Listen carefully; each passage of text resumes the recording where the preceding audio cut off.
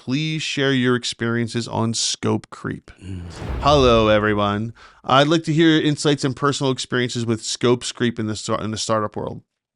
I'm quite young, and this would be valuable information for me, but also I'd love to come up with an idea to help others. At the moment, I'm exploring options and haven't settled on anything yet. Very keen to hear different perspectives on scope creep. Thank you for reading. You want to start this? Or you want me to start this? So you deal in the software world? Oh, yeah. You deal with this all day, every day. It is the bane of my existence in the software world. So for those of you who don't know what scope creep is, Scope creep, I can't get the words out. Scope creep is you come to an understanding with whether it's the client or the project manager or whoever. I'm going now, again, as the software guy, I'm going to build this, okay? And it's going to look like this. It's going to function like that, et cetera, et cetera. And you have everything thought out of what you're going to do. Yep. Before you go any further with that, what you need to understand is non-technical people don't understand the way technical people think. And when you tell me you want something to do X, Y, Z, and ABC, that's all I'm thinking about is making those 6 things happen. Scope creep is when I'm making that happen and you come in, oh, by the way, can you also make it do this? Or I know I told you to make it do B, but I really need to do B and B.5 as well, or something like that. And it makes it just a little bit different. Sometimes that little difference can add weeks of work. Yes. But the non-technical person would never understand that. And I used to give a lecture on this, that how adding a single checkbox to a form on a web page could add 2 weeks worth of work. One checkbox could add 2 weeks worth of work. Depending on what the function of that is. I mean, it's obviously taken to its extreme, but yes, a single checkbox could add 2 weeks of work. If that checkbox adds an and if statement to the code. Good luck. Yes. Yeah, right. Exactly. And so people don't understand. So for the non-technical person, they're thinking, oh, you know what? I wanted a checkbox on there. Do you agree to this? Or, would you do this or whatever? Right. And the technical person is like, but that's going to add so much work. And the non-technical person never understands why it's going to add so much work. So scope creep happens in every industry. It happens in marketing. It happens in all that stuff. And like another one it happens frequently in is like the construction industry, right? And people, people don't think of that, right? I want to build an addition. Perfect. Here are the drawings. Okay. So the contractor comes in, they put up the studs, they put up the exterior walls, and then you go, oh, it would kind of be cool to have a TV on that wall. Okay, there's no electricity. There's no electricity there. Right. How are we going to get it there? Well, now we got brick behind there. Now we got to run electric. Okay, I mean, how big a deal is it to run a wire?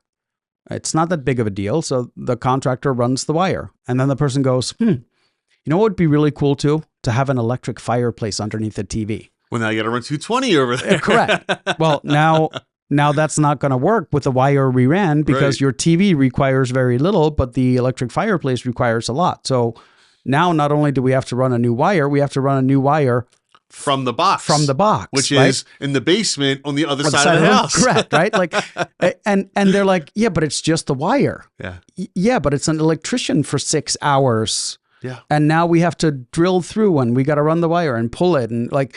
And this is why, like, regardless of what industry you are in, is if you agree to the scope of work, it should be outlined that this is the scope of work. Yeah. Anything outside of that is what is a change order or in addition to what you're doing and is not included in whatever I'm charging you, right? And if you want the pricing up front for whatever you add to the scope, I can do my best to give you that price. And like most contractors know if they have to run a 220, 300 feet, whatever, they know approximately what the price is. In the software industry, it's a little bit harder because like it can be. Right. It could be, oh, this might take 10 hours. This might take 100 hours. Like we don't know until we test it. In my world, the marketing world, it's the same thing. Like, okay, so you want me to design a flyer. Okay, perfect. But you want me to give you a fixed price on what it's going to cost to design that flyer. Right. Okay. Well, how many revisions do you get? How much how much input do you have? Are you giving me the photography or am I buying stock photography? Right. And then are you approving it? Correct. If I'm buying the stock photography, what type of license do you need? Do you need a license for a picture that's going to be seen 10,000 times, or do you need license for a picture that's going to be seen 100,000 times? Right. Because the price of those two is very different. Yep. Are you going to use that picture on your website as well? Are you going to use it on your landing page? Because the license agreement for this photo may not apply to digital assets, right? Yep. So people underestimate not just scope creep, but they underestimate the importance of having something written in place that outlines the exact scope of work. Yeah. And in certain areas, scope creep is going to happen regardless, right? Like you're developing a piece of software and you've gotten it to a certain point and you realize this isn't going to function if I don't add this functionality. Correct. Right? Scope creep. Yeah. But it's not because you wanted it. It's inherent scope creep because it has to happen in order to make the software function, right? Correct. Which as opposed to change scope creep, which is where the original, the manager, whoever wants something to work differently. Correct. And once again, I love the construction industry when it comes to this because you bring someone out and go, hey, I want to remodel my bathroom. Yeah. Okay, perfect. It's $20,000 to remodel this bathroom. Perfect. Deal done. They start tearing everything out. They tear the drywall out and they go, you have dry rot. Yeah. What do you want me to do? Well, you quoted me to fix it. Yeah. I quoted you to redo your bathroom, right? Not fix. Right, but people don't understand the difference sometimes. Exactly. Correct, right? So the bathroom could still be done within your budget, but that doesn't mean that he's going to solve all the problems that he uncovered. And I think specifically in the construction industry, that happens a lot, right? Which is why people always bitch and moan, oh, it was so much more expensive than I thought it would be. Well, it's because the poor guy that gave you a quote didn't know that you had a water leak 6 years ago, right, around your toilet, and now your entire subfloor is moldy and rotten. How was he supposed to know that? Did you tell him you had a water leak? Did you tell him? Even know you had a water leak? So yeah, I mean, scope creep, people talk about it in general as if it's a bad thing, but sometimes it is just something that happens naturally. Right. If you can minimize it, fantastic. So I think that's his question. I think his question is what's the best thing to do? How do you minimize scope creep, right? And the best way to do it is honestly just like anything else. You've got a plan, right? You gotta have, that's like building a house. You gotta have those blueprints, right? Whether it's a house or a piece of software, whatever, or marketing, whatever. Have those blueprints and have those blueprints signed off on. Get that person or customer, whoever, to sign that document saying this is exactly what I want. And I think, who was it that said, if you fail to plan, you plan to fail. Yeah. Right.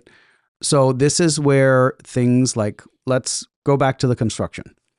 When you are drawing out those plans, it's at that stage where you should go, it would be cool to have a TV here. It would be cool to have a fireplace here. You don't do it once construction has started. You do it preemptively as much as you can.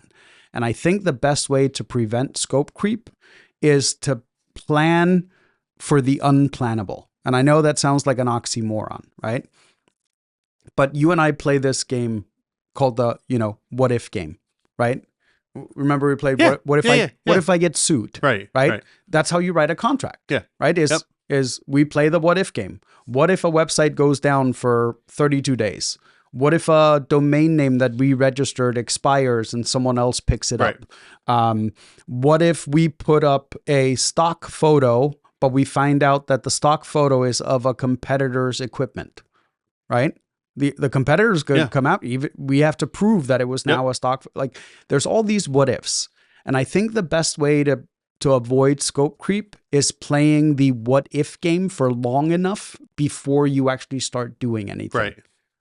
And it's funny because I talked to a software developer years ago, and that's when I realized that a lot of software developers think of it, well, the software is just supposed to work flawlessly. And my question was always, what happens if something goes wrong? What happens if I push the next button and it doesn't go to the next? Then what? And they're Right. like, well, that's not supposed to happen. And I'm like, no, but when it does, what right, do you do? It's going to, right? Like someone pushes the next button and loses internet. Yeah. Then what? Right. Are we storing that information? Right. So that's what, like, the what if game is one of the best things you can do for an extended period of time before you start any project. Right. That's my best advice. No, and we do that as well. So we do that when we're developing software. We do a lot of role playing, so to speak. Right. Mm-hmm. So try not to let your developer do that, but you want to have the developer wants to be involved in the conversations, of course, but the developer has a hard time looking beyond what they developed. Yeah. So you want to have external people or third party people, whatever, playing with it, but doing exactly what you said. All right, now what happens if the internet goes out? What happens if this happens? What happens if that happens? And the developer should be there to hear it and hear the responses. But don't let the developer be the one actually doing it. Correct. Because they're never going to think beyond what they built. And if you can get users, like the end user is going to be the key person. Yeah. Right. I always say this jokingly is we pull keyword research all the time for clients, right? And they go, oh, these are the keywords I want to rank for. And then we start doing keyword research and we go, people aren't actually searching for that. Yeah. It's just something you have in your head because it's an industry term. Yep. So you think everybody else knows what the industry term is and therefore is searching for it. Yeah. And they go, what do you mean? And I'll give you a perfect example, right? We had a client that wanted to get ranked for power washing. That was the keywords they wanted to get ranked for. And I was like, why power washing? And they're like, well, because, we wash the outsides of people's homes and their driveways and their decks and all that stuff. And I'm like, okay, so if I look at it between deck cleaning, driveway cleaning, and house cleaning, those three have 4 times more searches than power washing. Really? And people that are looking for power washing aren't necessarily looking for the service. Sometimes they're looking for the tool. Yeah. So even part of the searches that you think you might be showing up for and getting business from are people actually searching for either how to power wash or buying a power washer. So we ended up optimizing for totally different keywords than what the person we were talking to thought we should be optimizing for. But once again, this is why this research allowed us to look into the brain of the user. Like, what is the user actually searching for? Right. And that's with anything, any project you're working on. Focus on the end user first and then develop backwards. Yep, exactly. So, that's right. Who's going to be using it and then develop in reverse to before you write the first line of code, before you put the first brick in the ground or whatever, first stake in the ground, I should say, or anything like that. So scope creep is a real thing. It's a problem, but you can minimize it if you plan accordingly. Yes. And so I would say that's the biggest answer to your question. Hope we gave you a lot of ideas here because, again, every industry has it and you're not going to be able to stop it, but you can certainly help minimize it. So good luck to you. If you like what you saw in the clips, don't forget to subscribe as well. Let us know what you think by leaving some information in the comments.